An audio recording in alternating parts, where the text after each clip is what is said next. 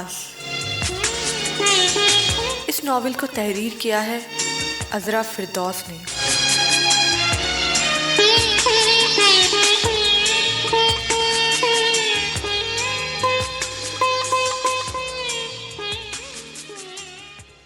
مما آج کیا پکا ہے؟ روشنی نے یونیورسٹی سے آتے ہی لاؤنج میں بیٹھی ثریا بیگم سے پوچھا۔ سعیدہ سے چکن بریانی پکوائی ہے، تم ہاتھ منہ دھو کر آ جاؤ، میں کھانا گرم کرواتی ہوں۔ ثریا بیگم نے اپنے نیل فوائل کرتے ہوئے کہا۔ پھر وہی بریانی؟ آپ لوگوں کو بریانی کا کتنا شوق ہے، روز کھا کر بور نہیں ہوتی؟ آپ ہی نے بریانی میری خواہش پر بنوائی ہے، آپ کا بس چلے تو ہر وقت ابلی سبزیاں کھاتی رہیں اور ہمیں بھی کھلائیں۔ روشنی کی چھوٹی بہن ماہنور ناگوار انداز میں بولی۔ تم نے کبھی خود کو دیکھا ہے کھا کھا کے کیا سے کیا ہوتی جا رہی ہو؟ دن بدن تمہارا سراپا پھیلتا جا رہا ہے، بجائے دن رات کھانے کے تم کوئی جم جوائن کر لو۔ روشنی نے اس کے سراپے کا جائزہ لیتے ہوئے موٹاپے پر چوٹ کی۔ مما دیکھیں آپ ہی مجھے کیسے مشوروں سے نواز رہی ہیں، میں اپنے پاپا کا کھاتی ہوں، پھر ان کو کیوں تکلیف ہے؟ نور روحان سی ہو گئی۔ روشنی یہ کیا بحث شروع کر دی ہے تم نے؟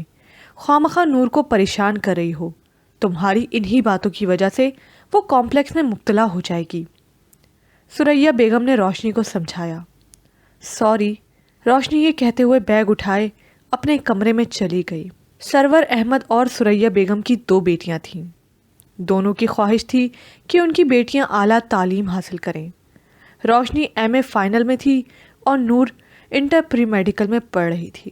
سرور احمد کا اپنا بزنس تھا، اکثر و بیشتر وہ بزنس کے سلسلے میں بیرون ملک جاتے رہتے تھے۔ زندگی اپنے دامن میں بہت خوش رنگ امیدیں لیے آگے بڑھ رہی تھی۔ بدھ کا دن تھا، روشنی اپنے دوستوں کے ساتھ یونیورسٹی کے کیفیٹیریا میں موجود تھی۔ روشنی تمہارے چہرے پر کیوں پریشانی کے آثار ہیں؟ صبح سے نوٹ کر رہی ہوں، لگتا ہے تم کسی ٹینشن میں مبتلا ہو۔ اس کی دوست جیا نے کہا۔ اگلے ہفتے سے ایگزامز شروع ہو رہے ہیں اور میں نے ابھی تک کوئی تیاری نہیں کی، اوپر سے پرسوں پاپا کے دوست کی فیملی آ رہی ہے میرے رشتے کے سلسلے میں۔ سوچ رہی ہوں پاپا کو ان لوگوں کو اتنی جلدی بلانے کی کیا ضرورت تھی؟ یہ کام ایگزامز کے بعد بھی ہو سکتا تھا مگر تمہارے ہونے والے سسرالیوں کے پریشر کی وجہ سے انکل نے ایسا کیا ہوگا۔ خیر، ایک دن کے لیے ان لوگوں کے آنے سے کوئی فرق نہیں پڑے گا، جیا بولی۔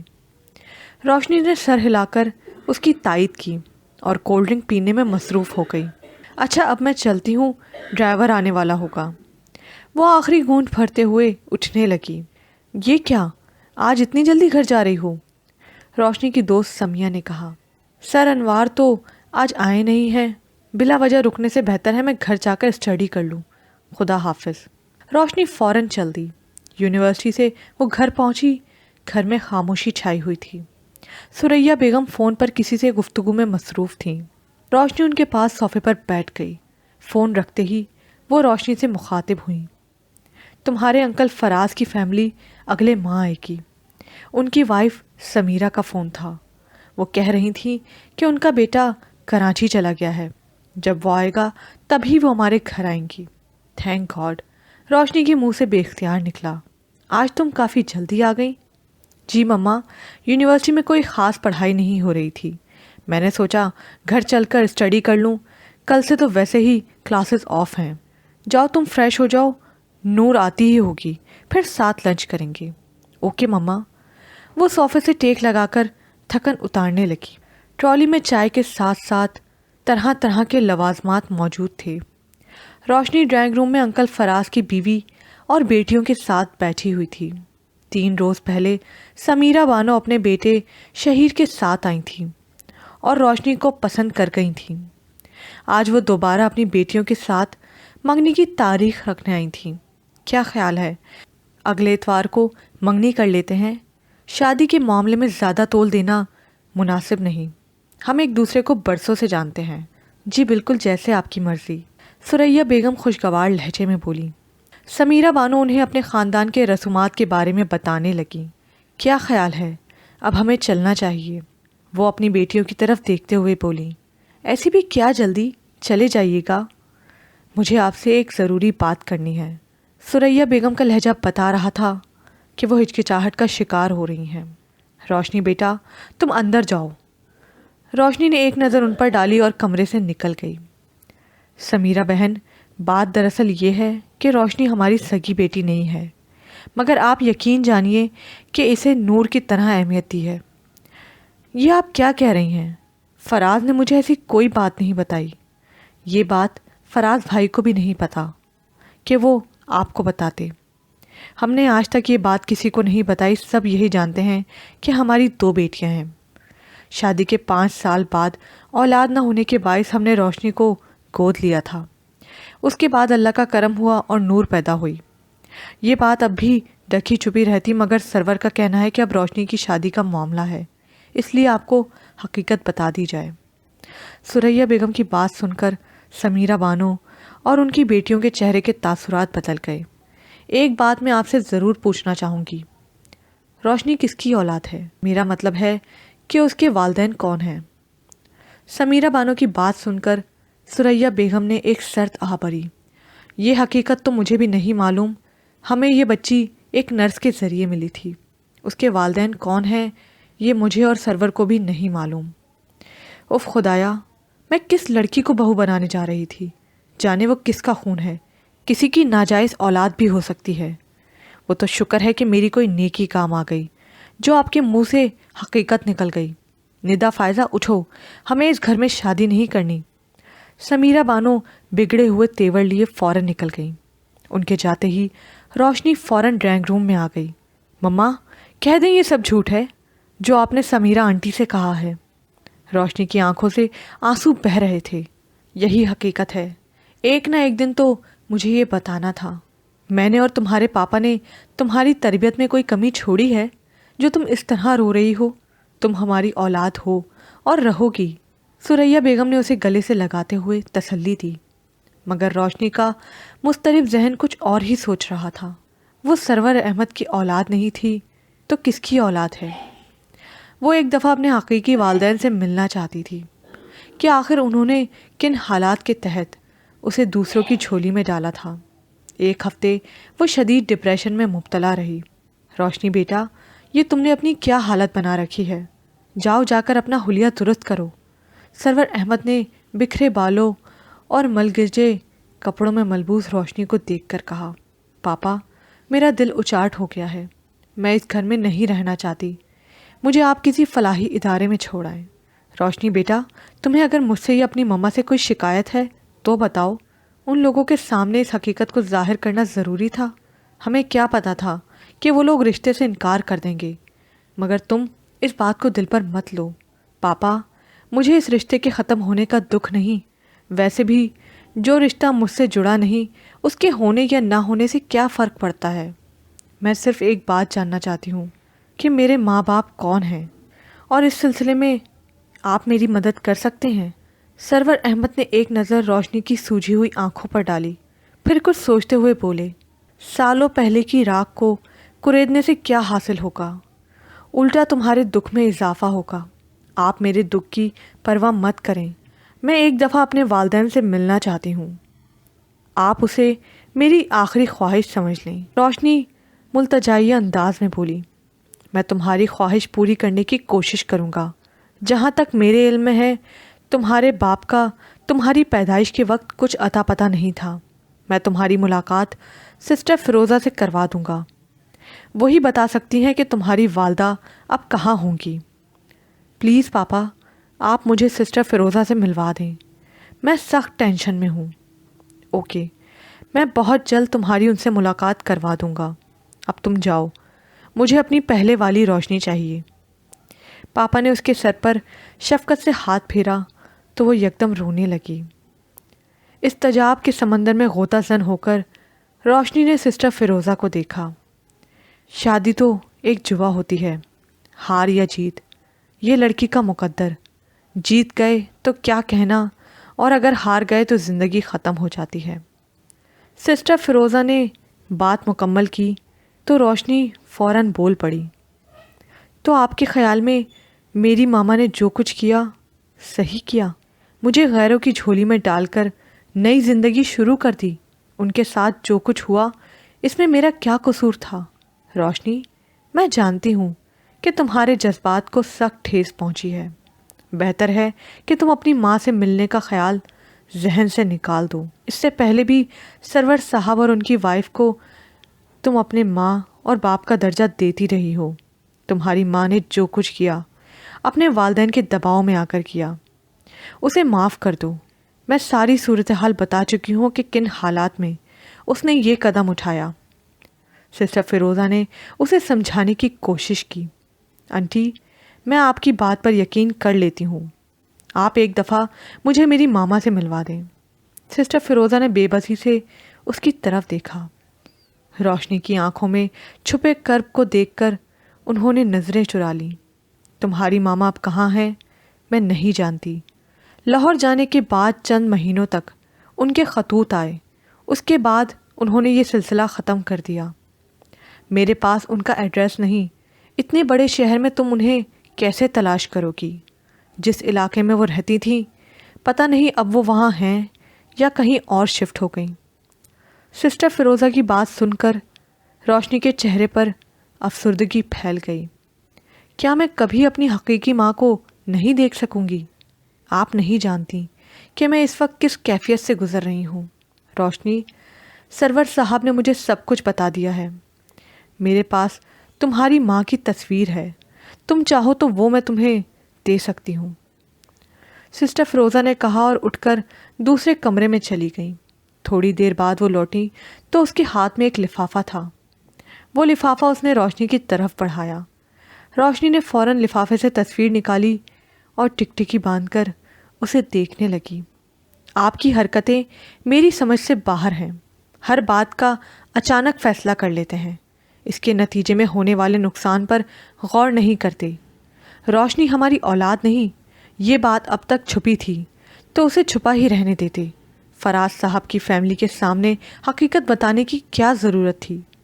दूसरी गलती आपने ये की कि मुझसे पूछे बगैर रोशनी को नर्स से मिलवाने चले गए। रोशनी अब घर में रहने को तैयार नहीं। सुरैया बेगम ने अपने दिल का गुबार निकाला। सरवर अहमद खामोशी से उनकी बात सुनते रहे। गुफ्तगू मुकम्मल होते ही कहने लगे, मैंने जो कुछ किया बिल्कुल ठीक किया। अगर हम फराज साहब की फैमिली को हकीकत बताए बगैर रोशनी की शादी कर देते तो कल को बड़े मसले खड़े हो जाते। सच्चाई छुपी नहीं रहती। रोशनी अगर लाहौर जाना चाहती है तो मैं उसे मना नहीं करूँगा। उसे अपनी माँ से मिलने से का इश्तियाक है। ढूंढने दो से अपनी माँ को। उसकी माँ को अगर उसे अपने पास रखना होता तो यूँ हमारे हवाले ना करती। खुद ही चंद महीनों बाद वापस आ जाएगी। हमने अपनी तरफ से उसकी तरबियत में कोई कोताही नहीं की जिस पर हम शर्मिंदा हों। आप ये बात मान लें, अपनी औलाद अपनी होती है। शुक्र है अल्लाह ने हमें महानूर की शक्ल में औलाद अता कर दी, वरना रोशनी उसने तो अपने ऊपर अजनबियत का खौल चढ़ा लिया है। सुरैया बेगम गुस्से में बोली, कूल डाउन। बिला वजह तुम खुद को टेंशन में मुब्तला कर रही हो। रोशनी बहुत अच्छी है। इस वक्त वो जिस कैफियत से गुजर रही है उसका रवैया ऐसा ही होना चाहिए। तुम तैयार नहीं हुई? आज हमें राहिल के घर डिनर पर जाना है। सरवर अहमद वॉल क्लॉक पर नज़र डालते हुए बोले, मैं तैयार होने जा रही हूँ। वैसे भी मेरी तैयारी में बहुत कम वक्त लगता है। सुरैया बेगम ने उठते हुए कहा। वो जून की एक गर्म शाम थी। गर्मी किसी अफरियत की मानिंद पंजे गाड़े हुए थी।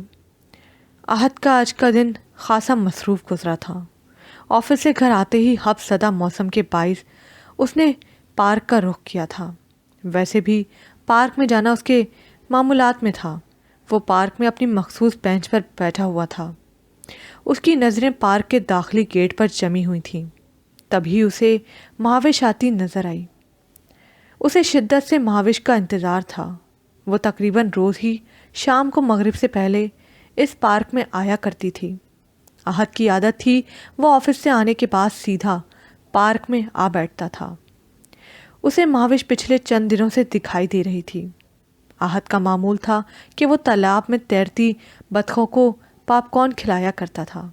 एक रोज़ वो बतखों को पॉपकॉर्न डाल रहा था, तब महाविश वहाँ नज़दीक बेंच पर बैठी हुई थी। बतखों को पॉपकॉर्न की खातिर आपस में लड़ता देखकर उसने खूब कहके लगाए। वो पहला दिन था जब महाविश और आहत का तारुफ हुआ। उस दिन के बाद वो रोज़ाना इसी मखसूस बेंच पर आ बैठती थी। दोनों कुछ देर इधर उधर की बातें करने के बाद अपने अपने घरों को चले जाते थे। महाविश की उम्र 22-23 साल से ज़्यादा नहीं थी। वो एक दिलकश और जाजिब नज़र लड़की थी, लेकिन आहत की उसमें दिलचस्पी का सबब जज्बा इश्क हरगिज़ नहीं था। आहत की उम्र 50 के करीब थी। वो महाविश से अपनी गुफ्तगू को जज्बा अखलाक की तस्कीन से ताबीर करता था और रोज़ाना शाम में वो जब भी पार्क आता महाविश से ज़रूर बातें करता। आज वो कुछ ज़्यादा ही बेकरारी से उसकी आमद का मुंतज़िर था। आहत की इस बेचैनी का सबब वो हालात थे जिन्होंने एक नया रुख इख्तियार कर लिया था। बात थी ही कुछ ऐसी कि आहत सोचने पर मजबूर हो गया था। महाविश आज सुबह से उसे अपने ऑफिस की बिल्डिंग में दिखाई दी थी। वो ऐना नामी लड़की से बातें करने में मसरूफ़ थी। लंच टाइम में आहत ने ऐना से महाविश के बारे में पूछा। सर, वो मेरी दूर की कज़न है। वो दरअसल इस शहर में अजनबी है। उसके पास एक कार का नंबर है और उस कार के मालिक की तलाश में है। मैंने उसे मशवरा दिया कि वो कार रजिस्ट्रेशन ऑफिस में जाकर मालूमात हासिल करे। हम लोग मोटर कंपनी में काम तो करते हैं, लेकिन हमारा रजिस्ट्रेशन से दूर दूर तक का वास्ता नहीं है। ऐना तेज़ी से बोली। ऐना से थोड़ी देर गुफ्तगू करने के बाद आहत अपने कमरे में चला गया। लंच टाइम का वक्त ख़त्म हो चुका था। आहत का आज काम करने का बिल्कुल मूड नहीं बन रहा था। क्या ये महज इत्तेफाक है कि महविश मेरी पुरानी ज़ेरे इस्तेमाल कार को ढूंढ रही है? वो कार में कब की बेच चुका हूँ। महाविश ने परसों मुझे भी कार का मॉडल और नंबर बताया था और कहा था कि वो उस कार के मालिक को ढूंढ रही है। आखिर इस तलाश की वजह क्या है? अचानक दरवाजे पर दस्तक हुई तो उसके ख्यालात का सिलसिला टूट गया। उसी वक्त चपड़ासी अंदर दाखिल हुआ और चाय रखकर चला गया। मैं महाविश से आज बातों बातों में ये मालूम करने की कोशिश करूँगा कि वो कार के मालिक को क्यों ढूंढ रही है। चाय का कप उठाते हुए आहत ने फैसला कुन अंदाज में सोचा और काम में मसरूफ़ हो गया। शाम को पार्क में अपनी मखसूस बेंच पर बैठे हुए वो महाविश का मुंतज़िर था। अचानक वो पार्क के दरवाजे से दाखिल होती दिखाई दी। उसका रुख आहत की जानिब था। चेहरे पर शनासाई के तासुरात लिए वो तेज़ी से कदम उठाती आहत की जानिब आ रही थी। हेलो अंकल, कैसे हैं आप? महाविश ने नज़दीक पहुंचकर बेंच पर बैठते हुए कहा। मैं बिल्कुल ठीक हूँ, आहत ने मुस्कुराते हुए कहा और आसमान की जानिब देखने लगा।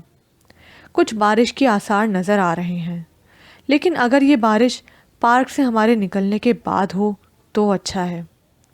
महविश ने इस दौरान अपने हैंडबैग से एक चिप्स का पैकेट निकाला और खोलने में मसरूफ़ हो गई। आप लें, उसने पैकेट आहत की जानिब बढ़ाया। नो थैंक्स, आहत ने नफ़ी में सर हिला दिया।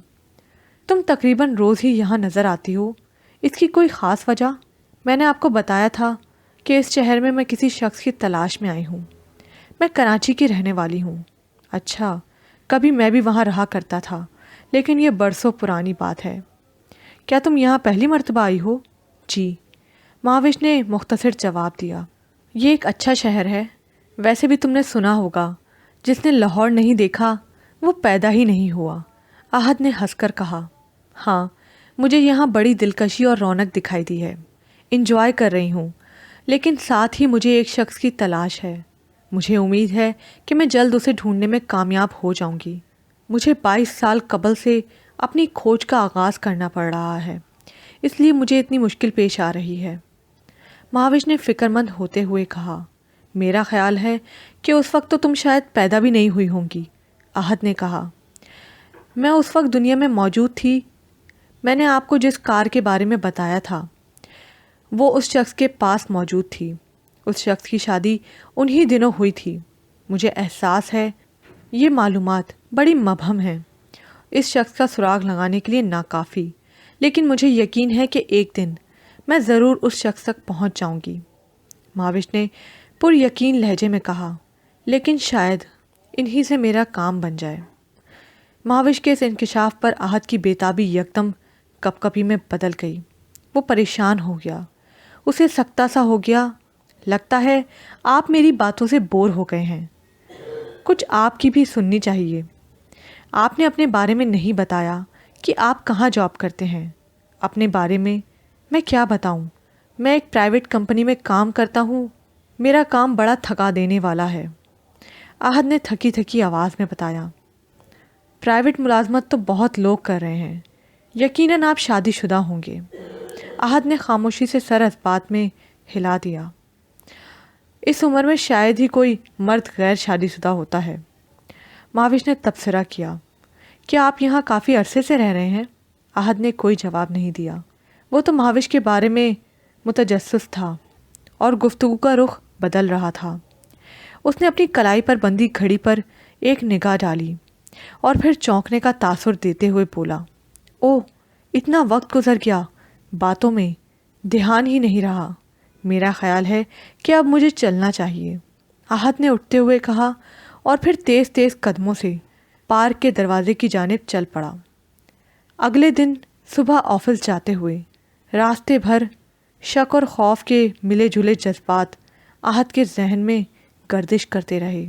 بات اب اتفاق سے کچھ آگے نکل چکی تھی۔ 22 سال قبل اس کی شادی ہوئی تھی۔ کار کا نمبر بھی وہی تھا جس کی مہاوش کو تلاش تھی۔ احد آفس تو پہنچ گیا تھا مگر اس کا ذہن کام کرنے پر آمادہ نہیں تھا۔ مہاوش کی باتیں بار بار اس کے ذہن میں کچوکے لگا رہی تھیں۔ آخر چھٹی سے 1 گھنٹے قبل وہ آفس سے نکلا اور گھر کی جانب روانہ ہو گیا۔ وہ گھر پہنچا تو اس کی بیوی فرح گھر کے صحن میں لگے پودوں کو پانی دینے میں مصروف تھیں۔ وہ اسے دیکھ کر حیرت زدہ رہ گئی۔ ارے آپ آج جلدی گھر آ گئے، خیریت تو ہے نا؟ ہاں سب خیریت ہے، احد نے جواب دیا۔ دراصل آج مجھے صبح سے تھکن محسوس ہو رہی تھی، سوچا کہ جلدی گھر جا کر آرام کر لوں۔ میں آپ کے لیے چائے بنا لاتی ہوں۔ نہیں، میں اپنے کمرے میں آرام کر رہا ہوں، تم مجھے ڈسٹرب مت کرنا۔ ٹھیک ہے، فرح نے سر ہلا دیا۔ کمرے میں جاتے ہی احد نے کپڑے تبدیل کیے اور بستر پر لیٹ گیا۔ اس کا ذہن 22 سال قبل ایک حادثے کی طرف چلا گیا۔ یہ حادثہ اس کی یادداشت پر اس طرح نقش تھا جیسے کل کی بات ہو۔ احد جب بھی وہ منظر یاد کرتا، اس کے کانوں میں ٹکرانے والی آواز عورت کی دلخراش چیخ گونجنے لگتی تھی۔ پھر سڑک کے کنارے عورت کی کچلی ہوئی لاش نگاہوں کے سامنے آ جاتی۔ احد اس شام اپنی کار میں فرح کو اس کے رشتہ دار کے گھر سے لینے جا رہا تھا۔ ان دنوں بڑی شاہراہوں پر کچھ کام ہو رہا تھا، اس لیے ٹریفک کا رخ موڑ دیا گیا تھا۔ ویسے بھی احد کچھ زیادہ تیز رفتاری سے کار چلا رہا تھا۔ اس نے جو متبادل راستہ اختیار کیا تھا وہ بالکل نیا تھا۔ تبھی اچانک ایک عورت اس کی کار کے سامنے آ گئی۔ احد نے بریک لگانے کی کوشش کی تھی لیکن کار کی رفتار تیز ہونے کے باعث کار اس عورت سے جا ٹکرائی۔ یقیناً اس حادثے کے بعد احد کو رک جانا چاہیے تھا، لیکن عورت کی لاش پر نگاہ پڑتے ہی احد کے اوسان خطا ہو گئے۔ اس حادثے کی رپورٹ درج کرانے کا مطلب مستقبل کی تباہی تھی، اور وہ کسی صورت اپنی تباہی نہیں چاہتا تھا۔ غلطی اس عورت کی بھی تھی، وہ اچانک کار کے سامنے آئی تھی۔ احد جائے واردات سے فوراً فرار ہو گیا۔ اس حادثے کا عینی شاہد کوئی نہیں تھا۔ پولیس نے تفتیش کے بعد اس کیس پر کام بند کر دیا تھا، لیکن اب احد کو یوں لگ رہا تھا کہ اس عورت کے اہل خانہ اور دوستوں نے ابھی تک اس نامعلوم قاتل کی تلاش کے سلسلے میں ہمت نہیں ہاری تھی، اور وہ اتنی مدت گزرنے کے باوجود تلاش جاری رکھے تھے۔ احد بستر پر لیٹا کروٹیں بدلتا اپنے ماضی سے جڑے اس اہم واقعے کے بارے میں سوچ رہا تھا۔ یہ سب سوچتے ہوئے اسے وقت گزرنے کا احساس نہیں ہوا تھا۔ 8 بجے فرح اسے کھانا کھانے کے لیے بلانے آئی تو وہ جاگ رہا تھا۔ آپ سوئے نہیں؟ وہ حیرانی سے بولی۔ سونے کی بہت کوشش کی مگر نیند نہیں آئی، احد بستر سے اٹھتے ہوئے بولا۔ آپ ہاتھ منہ دھو لیں، میں کھانا لگا رہی ہوں۔ فرح یہ کہتے ہوئے کمرے سے چلی گئی۔ آج فرح نے اس کی پسندیدہ ڈش فرائی فش اور سلاد تیار کی تھی، لیکن 22 سال پرانے حادثے کی یاد نے احد کی بھوک ختم کر دی تھی۔ کھانے کے دوران فرح اسے اپنے دن بھر کی کارگزاری سناتی رہی اور وہ غائب دماغی سے ہوں ہاں کرنے کے ساتھ سر ہلاتا رہا۔ اس نے کھانے سے جلد ہی ہاتھ کھینچ لیا اور نیوز چینل دیکھنے لگا۔ بظاہر اس کی نظریں ٹی وی پر تھیں، لیکن ایک خیال اس کے ذہن پر مسلسل ہتھوڑے برسا رہا تھا کہ بالآخر مہوش اس حقیقت کا سراغ لگا لے گی کہ وہ کار اس وقت اس کے استعمال میں تھی۔ لیکن اس ہلاک ہونے والی عورت کا مہوش سے کیا تعلق ہو سکتا ہے؟ کچھ دیر ٹی وی دیکھنے کے بعد احد سونے کے لیے اپنے بستر پر لیٹا۔ وہ رات بھر کروٹیں بدلتا رہا۔ اسے بامشکل تھوڑی دیر کے لیے نیند آئی۔ دوسرے روز صبح آفس پہنچنے کے بعد احد کی نگاہ بار بار گھڑی کی جانب اٹھتی رہی۔ وہ شام کا منتظر تھا۔ شام کو وہ مقررہ وقت پر آفس سے نکلا۔ گھر پہنچ کر کپڑے تبدیل کرنے کے بعد وہ پارک پہنچ گیا۔ جب وہ پارک میں داخل ہوا تو مہوش پہلے سے وہاں موجود تھی۔ کل آپ کہاں غائب تھے؟ اس نے احد کو دیکھتے ہی پوچھا۔ گھر پر آرام کر رہا تھا۔ تم سناؤ، کل کیا کرتی رہیں؟ تمہارا کل کا دن کیسا گزرا؟ میں نے آپ سے کہا تھا نا انکل کہ میں اس شہر میں جس مقصد کے تحت آئی ہوں بہت جلد اس مقصد کو پا لوں گی۔ سمجھے میں اپنی منزل کے قریب پہنچ گئی ہوں۔ میں نے جس کار کا ذکر کیا تھا 22 سال پہلے وہ جس کے پاس تھی، مجھے اس شخص کا نام اور پتہ مل گیا ہے، مہوش پرجوش لہجے میں بتا رہی تھی۔ اس کی بات سنتے ہی احد کا سر چکرانے لگا۔ اسے پارک گھومتا دکھائی دینے لگا۔ اس نے فوراً ہی دونوں ہاتھوں سے بینچ تھام لی۔ آپ کی طبیعت تو ٹھیک ہے؟ مہوش اس کی کیفیت دیکھ کر قدرے گھبرا گئی۔ گزشتہ رات سے سر درد کی شکایت ہے، رہ رہ کر درد کی ٹیس سی اٹھ رہی ہے۔ او اچھا، اس نے مطمئن انداز میں گردن ہلائی۔ یہ شہر تمہارے لیے اجنبی ہے۔ تمہیں کسی بھی قسم کی مدد کی ضرورت ہو تو مجھ سے رابطہ کر سکتی ہو۔ ویسے تم کہاں رہائش پذیر ہو؟ میں اپنی رشتے کی آنٹی کے پاس رہ رہی ہوں۔ آپ کا بہت شکریہ کہ آپ کو میرا اتنا خیال ہے۔ آپ اپنی وائف کے ساتھ آئیے گا، آنٹی کو بھی یقیناً آپ سے مل کر خوشی ہوگی۔ اتنا کہہ کر مہوش اپنی عارضی قیام گاہ کا پتہ سمجھانے لگی۔ پارک سے نکل کر احد تھکے تھکے قدموں سے اپنے گھر کی جانب لوٹ گیا۔ گھر پہنچ کر فرح کے ساتھ ٹی وی دیکھتے ہوئے وہ سوچ میں ڈوبا ہوا تھا۔ اس نے جو جرم 22 سال قبل کیا تھا اس کا بھانڈا پھوٹنے میں اب کوئی کسر باقی نہیں رہی تھی۔ کسی بھی لمحے اس پر قاتل ہونے کا داغ لگ سکتا تھا۔ وہ خود کو بے قصور ثابت کرنے کی جتنی چاہے کوشش کرتا، انسانی جان لینے کے جرم میں اسے سزا ضرور ملنی تھی۔ احد نے 5 برس پہلے اپنی پرانی کار فروخت کر دی تھی۔ اس کے باوجود اسے اندر ہی اندر جیل جانے کا خوف کھائے جا رہا تھا۔ اس عمر میں جیل کی صحبتیں برداشت کرنے کا تصور ہی خوفناک تھا۔ سنو فرح، میں ذرا ارسلان کے گھر تک جا رہا ہوں، شاید مجھے دیر ہو جائے۔ تم کھانے پر میرا انتظار مت کرنا۔ اچانک ہی احد اٹھ کھڑا ہوا۔ ٹھیک ہے، فرح نے سر ہلایا۔ احد نے کار کی چابی اٹھائی اور گھر سے باہر نکل گیا۔ اس کی فرح سے شادی کی وجہ ذہنی ہم آہنگی تھی۔ وہ ایک دوسرے کے احساسات اور جذبات کا بخوبی خیال رکھتے تھے۔ یہی وجہ تھی احد جب کسی دوست سے ملنے جاتا تو فرح کوئی سوال جواب نہیں کرتی تھی۔ شادی کے 1 سال بعد ان کے ہاں ایک بیٹا ہوا تھا اور پیدائش کے فوراً بعد چل بسا تھا۔ اس کے بعد فرح دوبارہ ماں نہ بن سکی۔ گزرتے وقت کے ساتھ دونوں میاں بیوی نے قسمت کی ستم ظریفی پر صبر کر لیا تھا۔ احد گھر سے باہر نکل کر کار میں سوار ہو گیا، لیکن اس کا رخ اپنے دوست ارسلان کے گھر کے بجائے اس علاقے کی جانب تھا جہاں مہوش کی رہائش تھی۔ وہ جگہ احد کے گھر سے تھوڑے فاصلے پر تھی۔ احد نے اپنی کار بلڈنگ سے باہر پارک کی۔ مہوش کا فلیٹ 1st فلور پر تھا۔ ڈور بیل کے جواب میں مہوش نے دروازہ کھولا۔ اس وقت وہ ڈھیلے ڈھالے کپڑوں میں ملبوس تھی، سر پر دوپٹہ لپٹا ہوا تھا۔ وہ حیرت زدہ سی کھڑی تھی۔ میں بغیر اطلاع آنے پر معافی چاہتا ہوں، احد نے کہا۔ میں دراصل یہاں سے گزر رہا تھا، سوچا تم سے ملاقات کرتا چلوں۔ بہت اچھا کیا جو آپ آ گئے۔ مہوش نے راستہ دیا اور لاؤنج میں رکھے صوفے پر بیٹھنے کا اشارہ کیا۔ تمہاری آنٹی کہاں ہے؟ احد نے کمرے کی طرف نظریں دوڑاتے ہوئے کہا۔ آنٹی آتی ہی ہوں گی، ہمارے جاننے والوں میں کسی کی وفات ہو گئی ہے، وہ وہیں گئی ہیں۔ میں آپ کے لیے چائے یا ٹھنڈا لاؤں؟ نہیں شکریہ، میں بے وقت اس طرح کی چیزیں پینا پسند نہیں کرتا۔ اوہ سوری، میں بھول گئی تھی کہ آپ اپنی ڈائٹ کے معاملے میں خاصے محتاط ہیں۔ احد نے مہاوش کی بات سن کر مسکرانے کی کوشش کی، لیکن اس کے ہونٹوں نے حرکت کرنے سے انکار کر دیا۔ اس کا حلق خشک ہو رہا تھا۔ اس نے اپنا حلق تر کیا اور قدرے ہکلاتے ہوئے بولا، جس شخص کی تلاش میں تم یہاں آئی ہو اس کا نام تم نے نہیں بتایا۔ احد مرتضیٰ نام ہے ان کا۔ مجھے ان کا پتہ بھی معلوم ہو گیا ہے۔ آپ کے ہم نام ہونے کے ساتھ ساتھ وہ آپ کے علاقے کے رہائشی بھی ہوں، تو میرا اندیشہ درست ثابت ہوا۔ احد نے دل ہی دل میں کہا، یہ لڑکی میری تلاش میں تھی اور اب یہ مجھ تک پہنچ بھی گئی ہے۔ یہ سوچتے ہی احد کے حلق میں کانٹے سے چبھنے لگے۔ مجھے پیاس لگ رہی ہے، ٹھنڈا پانی ملے گا؟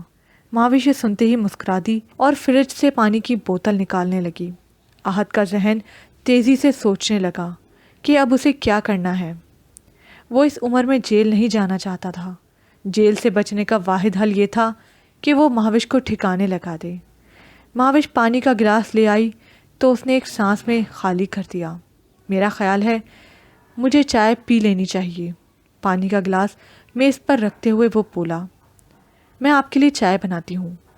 مہاوش لاؤنج میں سے مہلک کچن میں چائے بنانے میں مصروف ہو گئی۔ احد مہاوش کا گلا دبانے کے ارادے سے اٹھا کہ اچانک ٹیلی فون کی گھنٹی نے کمرے میں چھائی پر اسرار خاموشی توڑ دی۔ مہاوش کچن سے نکل کر لاؤنج میں رکھے ٹیلی فون کی جانب متوجہ ہو گئی۔ احد اٹھنا ہی چاہتا تھا کہ مہاوش نے فون رکھ دیا۔ احد کا تنا ہوا جسم صوفے میں دھنس کر رہ گیا۔ رانگ نمبر تھا، میں ابھی چائے لاتی ہوں۔ مہاوش دوبارہ کچن میں چلی گئی۔ احد کا ذہن کشمکش کا شکار تھا۔ اس کا ہاتھ بار بار اٹھتا اور رک جاتا۔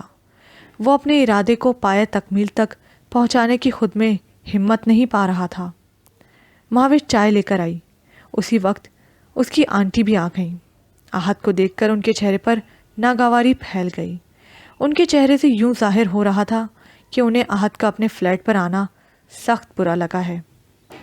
احد نے چائے پی کر کپ خالی کیا اور مہاوش کی آنٹی کو خدا حافظ کہہ کر فلیٹ سے باہر نکل آیا۔ باہر نکلتے ہی وہ ٹھنڈی ہوا اپنے اندر اتارنے لگا۔ اسے اپنا دم گھٹتا ہوا محسوس ہو رہا تھا۔ کچھ دیر بعد اس کی طبیعت بحال ہوئی تو وہ اپنی کار کی جانب بڑھ گیا۔ کار چلاتے ہوئے وہ سخت مضطرب تھا۔ گھر پہنچ کر اس نے اپنی قسمت کو کوسنا شروع کر دیا۔ اس نے مہاوش کو ٹھکانے لگانے کا مصمم ارادہ کر لیا تھا، لیکن عین وقت پر فون کی گھنٹی نے سارا کام بگاڑ دیا۔ پھر بھی اگر وہ ہمت کر لیتا تو چائے بنانے کے دوران مہاوش پر قابو پا کر اس کا گلا گھونٹ دیتا، لیکن اگر اس دوران اس کی آنٹی آ جاتی تو لینے کے دینے پڑ جاتے۔ یہ سوچ کر وہ پریشان ہوتا رہا۔ اسے اپنے چاروں طرف پھانسی کے پھندے ناچتے دکھائی دیتے رہے۔ رات کے کسی پہر اس نے پختہ ارادہ کر لیا کہ وہ کل ایک بار پھر قسمت آزمانے کی کوشش کرے گا۔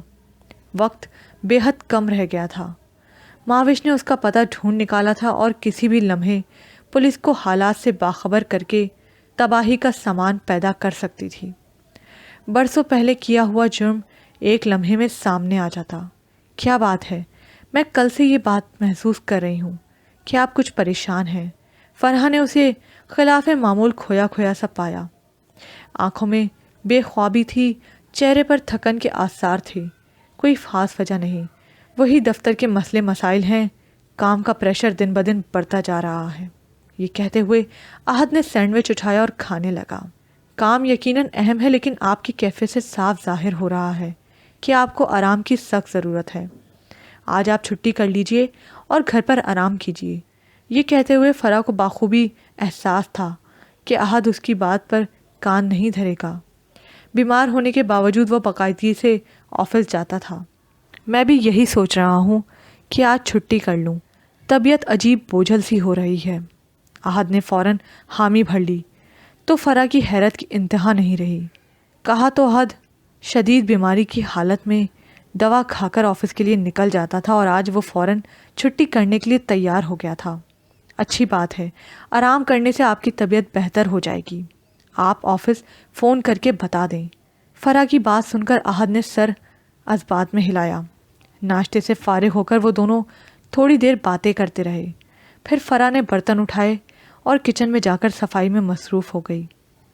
اس کے جانے کے بعد احد نے آفس کا نمبر ملایا اور فون پر بات کرنے لگا۔ اتنے میں ڈور بیل بجی۔ فرح باتھ روم میں تھی۔ احد اٹھ کر گیٹ کی جانب پڑ گیا۔ باہر کوریئر سروس والا موجود تھا۔ اس نے ایک لفافہ احد کی جانب بڑھایا اور سائن کروا کے چلا گیا۔ اس کے جانے کے بعد احد نے لفافے کو پلٹ کر دیکھنے لگا۔ خط فرح کے نام تھا۔ بھیجنے والے کا نام پڑھتے ہی احد ٹھٹک گیا۔ مہاوش، وہ بڑبڑایا۔ پھر اچانک اس کے ذہن میں طرح طرح کے خدشات ابھرنے لگے۔ وہ لفافہ لیے اپنے کمرے میں آ گیا اور کمرے کا دروازہ لاک کر کے خوف زدہ نگاہوں سے لفافے کو گھورنے لگا۔ آخر مہوش نے یہ خط فرح کے نام کیوں تحریر کیا ہے؟ کیا وہ فرح کی ہمدردیاں حاصل کر کے اسے ہر ممکن طریقے سے زخم پہنچانا چاہتی ہے؟ اسی لمحے فیصلہ کیا کہ اسے یہ خط پڑھنا چاہیے۔ وہ احتیاط سے لفافہ کھولنے میں مصروف ہو گیا کہ اسے دوبارہ بآسانی بند کیا جا سکے، بلکہ اس کے کھلے جانے کا احساس ہی نہ ہو۔ لفافے کے اندر خط اور ایک تصویر تھی۔ احد نے تصویر باہر نکالی تو ایک لمحے کے لیے اس کی آنکھوں کے سامنے اندھیرا چھا گیا۔ تصویر مہاوش کی تھی۔ وہ ٹکٹکی باندھے تصویر کو یوں دیکھنے لگا جیسے پہلی بار اس نے مہاوش کو دیکھا ہو، جبکہ اس کی مہاوش سے روزانہ ہی ملاقات ہوتی تھی۔ تصویر ایک طرف رکھ کر وہ خط پڑھنے میں مصروف ہو گیا۔ اس دوران اس کے چہرے کی رنگت بار بار بدلتی رہی۔ خط پڑھنے کے بعد وہ چند لمحوں تک گہری سوچ میں ڈوبا رہا، پھر ایک نئے عزم سے اٹھ کھڑا ہوا۔ اس نے تصویر اور خط دوبارہ لفافے میں رکھ دیے اور لفافہ احتیاط سے دوبارہ بند کر دیا، کچھ اس طرح کہ کھولے جانے کا شبہ نہیں ہو سکتا تھا۔ احد نے نہا کر کپڑے تبدیل کیے اور اپنے کمرے سے باہر نکل آیا۔ فرح گھر کی صفائی میں مصروف تھی۔ کیا ہوا؟ آپ سوئے نہیں؟ فرح نے احد کو دیکھتے ہی پوچھا۔ نہیں، نیند نہیں آ رہی تھی، طبیعت کچھ گری گری سی ہے، میں نے سوچا ڈاکٹر سے دوا لے آؤں۔ یہ تو بہت اچھی بات ہے کہ آپ کو ڈاکٹر کے پاس جانے کا خیال آ گیا، ورنہ آپ کو تو زبردستی لے جانا پڑتا ہے۔ کیا طبیعت زیادہ خراب ہو رہی ہے؟ فرح یکدم فکر مند ہو گئی۔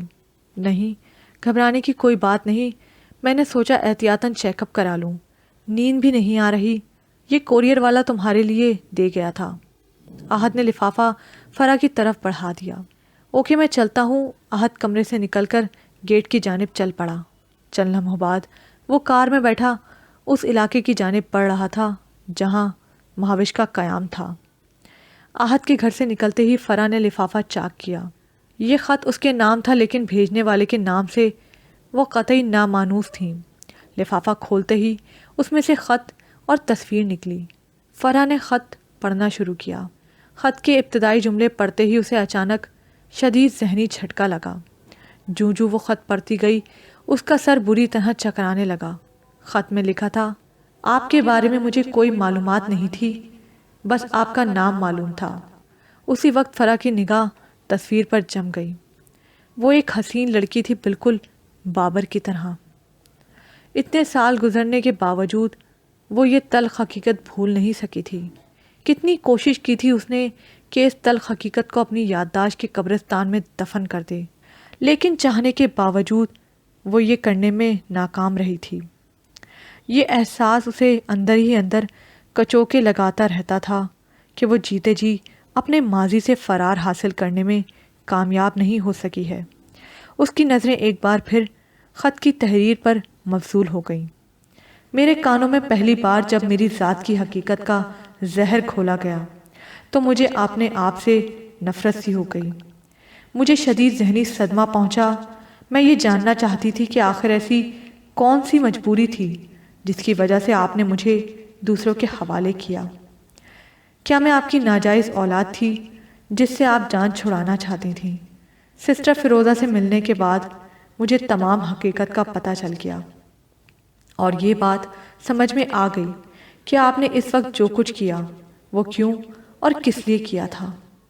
اس وقت حالات ہی ایسے تھے کہ آپ یہ سب کرنے کے لیے مجبور تھیں۔ حقیقت جاننے کے بعد میرے دل میں آپ کے لیے نفرت کے بجائے ہمدردی نے جگہ لے لی۔ فرح کی ٹانگوں کی طاقت جواب دینے لگی۔ وہ فوراً ایک قریبی صوفے پر بیٹھ گئیں۔ اس کے ہاتھ تصویر کو تھامے ہوئے کپکپا رہے تھے۔ وہ دیر تک تصویر کو گھورتی رہیں، پھر دوبارہ خط پڑھنے لگیں۔ میں نے سسٹر فیروزہ سے کہا کہ وہ مجھے آپ کا ایڈریس دے دیں، مگر اسے آپ کے ایڈریس کے بارے میں کچھ نہیں معلوم تھا۔ بقول اس کے آپ کا شادی کے شروع کے دنوں کے بعد ان سے رابطہ رہا، بعد میں یہ سلسلہ ختم ہو گیا تھا۔ آپ شادی کے بعد لاہور چلی گئی تھی۔ کلاس فیلو ہونے کے ناطے آپ نے سسٹر فیروزہ کو شادی پر انوائٹ کیا تھا۔ انہوں نے اس موقع پر شرکت نہیں کی تھی۔ آپ نے لاہور جانے کے بعد شروع میں سسٹر فیروزہ سے خط و خطابت کی تھی اور اپنی ایک تصویر بھی بھیجی تھی جس میں آپ کار کے پچھلے حصے پر بیٹھی ہوئی تھیں۔ اپنی اس تصویر کے بارے میں آپ نے خط میں بتایا کہ آپ کے شوہر نے نئی کار خریدی ہے۔ آپ اپنے شوہر کے ساتھ بہت خوش ہیں۔ اس تصویر میں آپ جس کار پر بیٹھی ہوئی تھی اس کی نمبر پلیٹ کے ذریعے میں آپ کا پتہ چلانے میں کامیاب ہوئی ہوں، اور اب ہر وقت میں آپ سے ملنا چاہتی ہوں۔ مجھے جس جوڑے نے گود لیا تھا وہ یقیناً میرے مما پاپا رہیں گے۔ اس کے باوجود میں آپ کو دیکھنا، آپ سے باتیں کرنا۔ فرح کی آنکھیں دھندلا گئیں۔ اتنے میں اس کے کانوں میں احد کی آواز گونجی تو وہ اچھل پڑی۔ وہ خط پڑھنے میں اس حد تک منہک تھی کہ اسے احد کی آمد کا احساس نہیں ہو سکا تھا۔ کیا خط میں کوئی بری خبر ہے جسے پڑھ کر تمہیں اتنا رونا آ رہا ہے؟ فرح کو احساس ہو گیا کہ احد نے اس کی اندرونی کیفیت بھانپ لی ہے، پھر بھی وہ اپنے جذبات کو چھپانے کی کوشش کرنے لگی۔ ایسی تو کوئی خبر نہیں، آپ اس طرح اچانک؟ وہ بوکھلائے ہوئے لہجے میں بولی۔ میرا گھر ہے، لاک کی چابی میرے پاس ہوتی ہے۔ آج سے پہلے تو تم مجھے دیکھ کر اس طرح سے نہیں گھبرائیں۔ مجھے کچن میں کام ہے۔ فرح نظریں چراتی ہوئی جانے کے لیے مڑی تو احد نے اس کا ہاتھ پکڑ لیا۔ بیٹھ جاؤ یہاں اور بتاؤ کیا بات ہے؟ تم کیا سمجھتی ہو اپنا ماضی مجھ سے چھپا لو گی؟ تم سے پہلے یہ خط میں پڑھ چکا ہوں۔ کیا آپ تمام حقیقت جان چکے ہیں؟ فرح نے ہونک زدہ لہجے میں کہا۔ وہ راز جو ایک مدت سے اس کے ضمیر پر بوجھ بنا ہوا تھا اور اس کے احساسات پر غالب آ گیا، اور وہ جذبات میں آ کر رونے لگی۔ احد، میری سمجھ میں نہیں آ رہا کہ میں کس طرح آپ کو بتاؤں۔ یہ ایک ایسی بات ہے جو مجھے بہت پہلے آپ کو بتا دینی چاہیے تھی۔ اتنا کہہ کر فرح کچھ دیر خاموش رہی، پھر خود کو سنبھالتے ہوئے دوبارہ بولنا شروع کیا۔ احد، بابر سے میری ملاقات اپنی سہیلی کے گھر پر ہوئی تھی۔ اس کے بعد ہماری دوستی اتنی بڑھی کہ ہم دونوں نے شادی کا فیصلہ کر لیا۔ میں نے بابر سے کہا کہ وہ اپنے بڑوں کو رشتے کے لیے بھیجے، مگر اس نے صاف منع کر دیا کہ اس کے گھر والے مجھ سے اس کی شادی کے لیے کبھی راضی نہ ہوں گے۔ وجہ اس کی بچپن سے طے شدہ شادی تھی اور اسے اپنی تایا زاد بہن سے شادی کرنا نامنظور نہیں تھا۔ ہونا تو یہ چاہیے تھا کہ یہ بات میں سن کر اس سے دور ہو جاتی، مگر میں اس کی محبت میں ایسی گرفتار تھی کہ میں نے بابر سے کورٹ میرج کا فیصلہ کر لیا۔ فرح سانس لینے کے لیے رکی۔ احد کی نظریں اسے مسلسل گھور رہی تھیں۔ وہ نظریں چراتے ہوئے دوبارہ کہنے لگی، میں نے گھر سے بھاگ کر بابر سے شادی کر لی، مگر یہ شادی ایک ہفتے میں ختم ہو گئی۔ بابر کے تایا کو ہماری شادی کی خبر ہو گئی اور انہوں نے اس پر دباؤ ڈالا تو وہ مجھے فوراً طلاق دے گئے۔ مجھے امید تھی کہ بابر کسی قسم کے دباؤ میں نہیں آئے گا، لیکن اس وقت میرا مان ٹوٹ گیا جب اس نے طلاق کے پیپرز پر سائن کر دیے۔ اس وقت مجھے اپنی حماقت کا احساس ہوا۔ میں نے جو جذباتی قدم اٹھایا تھا اس کا خمیازہ بہرحال بھگتنا تھا۔ میں کہاں جاتی مجبوراً اپنے والدین کے گھر واپس لوٹ آئی۔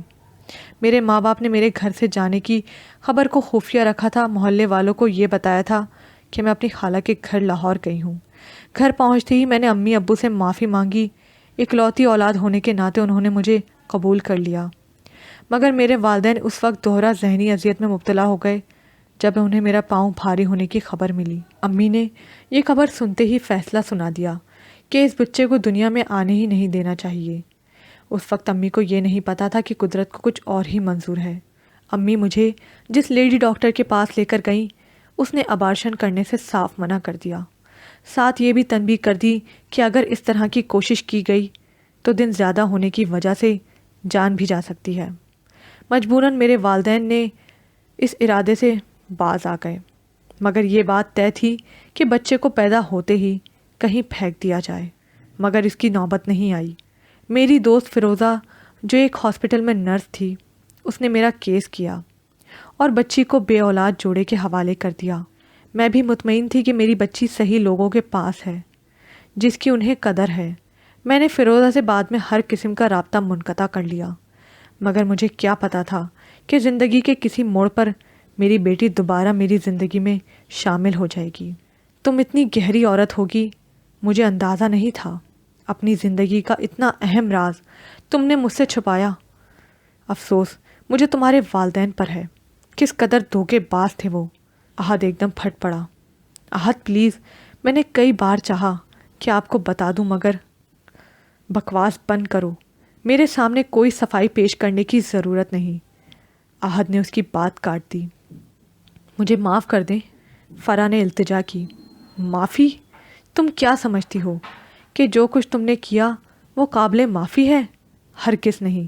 احد نے اسے پرے دھکیلا اور غصے سے باہر نکل گیا۔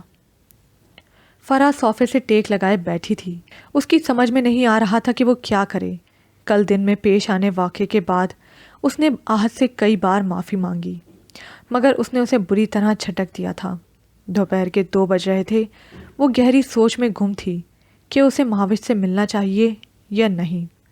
ذہن احد کے رویے کی وجہ سے تذبذب کا شکار تھا کہ کہیں احد اسے طلاق نہ دے دے۔ ذہن میں طرح طرح کے خدشات ابھر رہے تھے۔ سوچتے سوچتے اس کی آنکھیں دھندلا گئیں۔ کل سے مستقل رونے کے باعث اس کی آنکھیں متورم ہو رہی تھیں۔ وہ اٹھی اور لاؤنج میں لگے واش بیسن میں منہ دھونے لگی۔ اتنے میں اسے اپنے شانے پر ہلکا سا دباؤ محسوس ہوا۔ احد، آپ نے مجھے معاف کر دیا، اس نے مڑے بغیر کہا۔ وہ احد کی نگاہوں کا سامنا کرنے سے کترا رہی تھی۔ وہ نہ جانے ہاتھوں کا لمس تھا یا کوئی اور احساس کہ فرح نے گردن گھمائی۔ اس کی دھندلائی ہوئی آنکھوں نے مہاوش کو دیکھا۔ ایک لمحے کے لیے وہ کچھ نہ سمجھ سکی۔ یکدم اسے حیرت کا جھٹکا لگا۔ مہاوش اپنی تمام تر رعنائیوں کے ساتھ اس کے سامنے کھڑی تھی۔ اس نے بے اختیار اسے گلے سے لگا لیا۔ اس نے ایک نگاہ احد پر ڈالی۔ احد کے ہونٹوں پر پیار بھری مسکراہٹ رقصاں تھی۔ مہاوش، مجھے معاف کر دو بیٹا۔ بعض اوقات انسان حالات کے سامنے بے بس ہو جاتا ہے۔ میں نے جذبات میں آ کر جو قدم اٹھایا اس کی سزا تمہیں نہیں ملنی چاہیے تھی۔ فرح نے اسے چومتے ہوئے کہا۔ اب تم ہمیشہ میرے پاس رہو گی، میں تمہیں خود سے دور نہیں کروں گی۔ مہاوش، بولو، تم رہو گی نا میرے پاس؟ مہاوش نے ایک نظر احد پر ڈالی۔ آپ پاپا سے تو پوچھ لیں، انہیں میرے یہاں رہنے پر کوئی اعتراض تو نہیں؟ ویسے ماما، آپ مجھے روشنی کہہ سکتی ہیں، میرے تمام جاننے والے مجھے اسی نام سے پکارتے ہیں۔ مجھے اگر تمہارے رہنے پر کوئی اعتراض ہوتا تو میں تمہیں اپنے ساتھ لے کر کیوں آتا؟ تم ماں بیٹی آپس میں باتیں کرو، میں اپنے کمرے میں جاتا ہوں۔ دن کیسے گزرا احد کو پتہ ہی نہیں چلا۔ رات کو بستر پر لیٹا ہوا وہ دوبارہ اپنے ماضی سے جڑے واقعے کے بارے میں سوچ رہا تھا۔ برسوں گزر جانے کے باوجود یہ واقعہ اس کے ذہن سے چپک کر رہ گیا تھا۔ ایک خوف ہمیشہ اس کے ذہن پر مسلط رہتا تھا۔ کیا اس خوف سے نجات کا کوئی ذریعہ ہے؟ اس نے اپنے آپ سے سوال کیا۔ اعتراف جرم۔ دل کے کسی گوشے سے آواز ابھری۔ اسی وقت احد نے فیصلہ کر لیا کہ وہ صبح ہوتے ہی تھانے جا کر اپنا جرم قبول کر لے گا۔ اسی طرح اس کے دل کا بوجھ ہلکا ہو سکتا ہے۔ اس نے اپنی آنکھیں موند لیں اور خود کو آنے والے حالات کے لیے تیار کر لیا۔